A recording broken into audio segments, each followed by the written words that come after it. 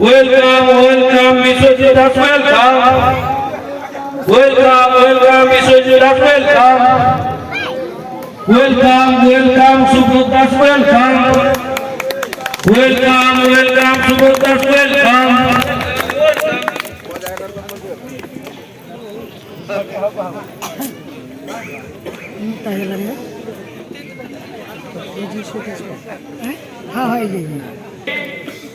बस्ता ब्लॉक सभापति बड़ भाई सत्यनारायण गुप्ता महोदय को से मंच आसीने मो अनुरोध करुच्ची जलेश्वर ब्लॉक सभापति बड़ भाई राजीव परिड़ा महोदय को से मंच आसीने मो अनुरोध करुच्ची जलेश्वर वर्षिया नेता तथा लीगल सेल प्रेसिडेंट जिला प्रेसिडेंट सत्य सुंदर दास महोदय को से मंच आसीने मो अनुरोध करुच्ची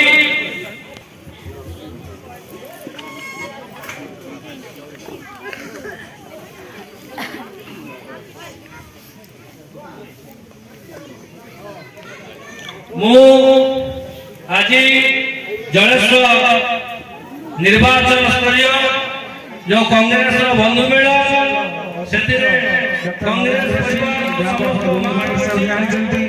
मंचर उपस्थित पूर्वतन विधायक देवबाबू देवी प्रसन्न चौहान महोदय मंचर उपस्थित जलेश्वर नेता राज्य कांग्रेस प्रवक्ता सुदर्शन दास महोदय मंचर उपस्थित केकेसी चेयरमैन जिला चेयरमैन विकास दास महोदय मंचर उपस्थित लीगल सेल अध्यक्ष सत्यनारायण जिला अध्यक्ष सत्य सुंदर दास महोदय टाउन कांग्रेस सभापति गिरिजा दास एवं जिला आपण मान ब्लॉक कांग्रेस सभापति राजीव परिड़ा एवं मंचर उपस्थित आमर अतिथि भुवनेश्वर जिला कांग्रेस सभापति विश्वजीत दास मोर जड़े बंधु मोर छात्र जीवन सांग एका सागे पाठ पढ़ुलु एवं आउ जड़े बंधु आमर लोकसभा कांग्रेस दल कोऑर्डिनेटर पीसीसी उपसभापति जानकी वल्लभ पट्टनायक एवं आपण माने जहा पाई आज ठीक आसे जहाँ का उद्देश्य जहाँ का पदरु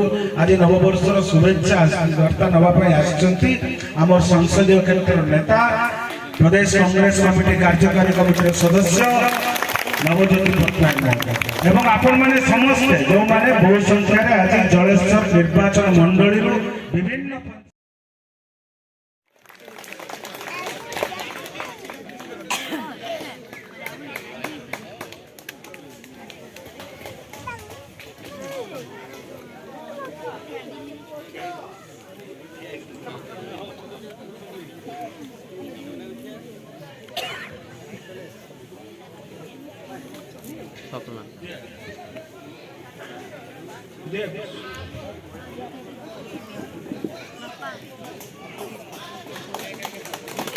महिला कांग्रेस सभापति महिला कांग्रेस सभापति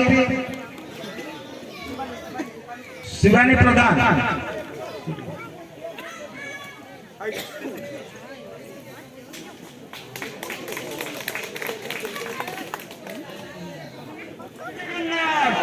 जय जगन्नाथ जय जगन्नाथ। आज जलेश्वर निर्वाचन मंडल स्तरीय नववर्ष एवं मकर संक्रांति उपलक्षे बंधु मिलन कार्यक्रम आज ये बंधु मिलन उत्सव प्रथम करी मु धन्यवाद देवाई चाहिए जगार मालिक मधुबाबू कि यही समय गोटे बंधु मिलन आप जगार अनुमति देते से बहुत बहुत धन्यवाद।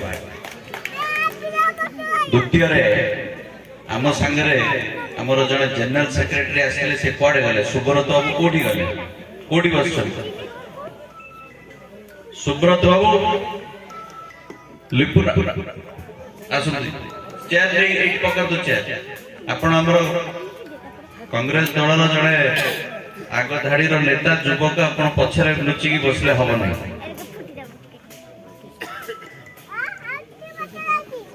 बंधुगण सभा जिते बड़े आरंभ है मुझे पूर्व आईदेवाई चाहूँगी मत जिते समस्त आम गोटे बंधु मिलन हम आप डेट दिंतु आम से अनुसार समस्त को डाकू आम एकाठी हवा ମୁଁ ଜାଣିବାରେ ବନ୍ଧୁ ମିଳନ ମାନେ କଣ? ଯୋଉମାନେ ବନ୍ଧୁ ଶତ୍ରୁ ମାନଙ୍କ ସାଙ୍ଗରେ ତ ବସିକି ମିଳନ କରନ୍ତିନି, ସବୁବେଳେ ବନ୍ଧୁ ମାନଙ୍କ ସାଙ୍ଗରେ ବସିକି ମିଳନ କରନ୍ତି।